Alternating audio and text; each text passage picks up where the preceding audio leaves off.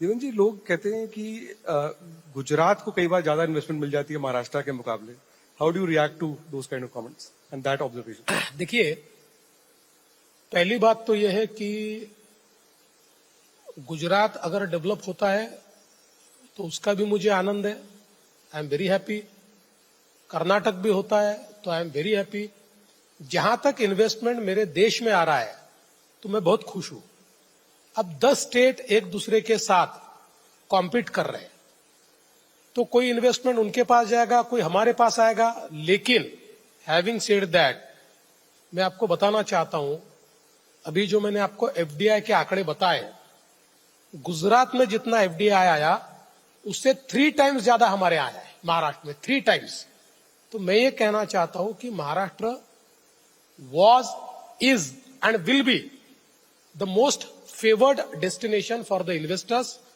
इसलिए एखादा प्रोजेक्ट गुजरात में चला गया तो गुजरात आगे चला गया, एखादा प्रोजेक्ट कर्नाटक चला गया तो कर्नाटक आगे चला गया, ऐसा बोलना ठीक नहीं है। महाराष्ट्र ही नंबर 1 है और महाराष्ट्र ही नंबर 1 रहेगा। आप हिंदुस्तानी राजनीति के कमबैक मैन हैं। आपने बहुत फेमसली कहा था, मी पुनः येनार। Now you are back with a bang. आपकी जो सेकंड इनिंग्स है एज मुख्यमंत्री, अब 3 महीने हो गए हैं, तो ये पहली इनिंग्स और इसमें क्या अंतर है? मेरे लिए तो एक प्रकार से एक्सटेंशन है। पहली जो मेरी इनिंग थी उसमें जो चीजें हमने की थी उन चीजों को कंप्लीट करने का पिछले 2.5 साल में हमको एक अवसर मिला और उसी को मैं आगे बढ़ाने की कोशिश अब कर रहा हूं।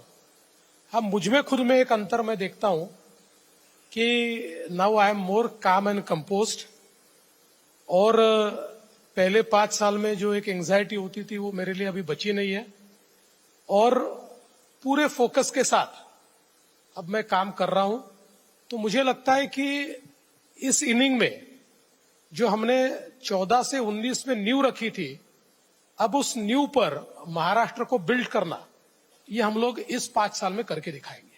किरण जी, आप कह रहे हैं आप काम एंड कंपोज्ड हैं, लेकिन आपने जो टारगेट्स लिए अपने लिए वो बहुत अग्रेसिव हैं। आपने कहा कि आप महाराष्ट्र को 1 ट्रिलियन इकोनॉमी बनाएंगे और बहुत जल्द। ये कैसे होगा और कितनी जल्दी होगा? देखिए, एक्चुअली हम लोगों ने 2016-17 में पहली बार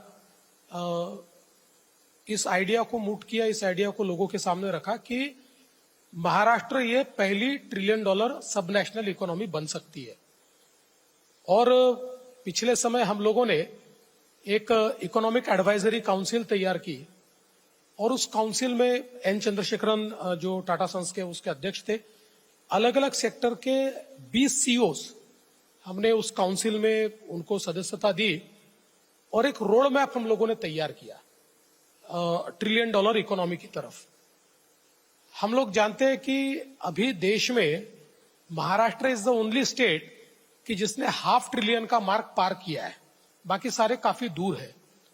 और अगर आप कोविड ईयर्स को अगर छोड़ दे तो हमारा CAGR 10% है और बिजनेस यूजुअल को छोड़कर थोड़ा और हम लोग इसको डेवलप कर पाए तो मुझे लगता है कि 2030 तक हम लोग महाराष्ट्र को $1 ट्रिलियन इकोनॉमी बना पाएंगे।